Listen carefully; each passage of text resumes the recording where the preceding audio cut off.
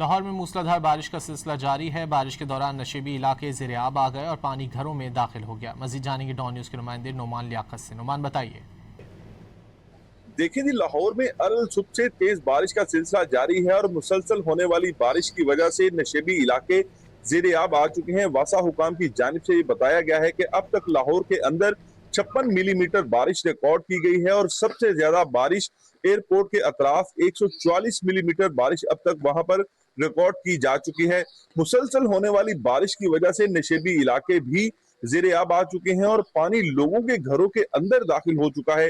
मैं इस वक्त बागबानपुरा के इलाके में मौजूद हूँ और यहाँ पर भी सूरत हाल ये है कि आप देख सकते हैं कि पानी यहाँ पर खड़ा होने की वजह से ना सिर्फ शहरी मुश्किलात से दो चार हैं, बल्कि लोगों के घरों के अंदर जो है वो दाखिल हो चुका है। और ना सिर्फ बागबानपुरा बल्कि गुलबर्ग, इचरा और मुतअद्दिद ऐसे इलाके जहां पर पानी खड़ा होने की वजह से शहरियों को मुश्किलात का सामना है और मेन शाहराहों पर भी पानी खड़ा होने से ट्रैफिक की रवानी तातुल का शिकार दिखाई दे रही है।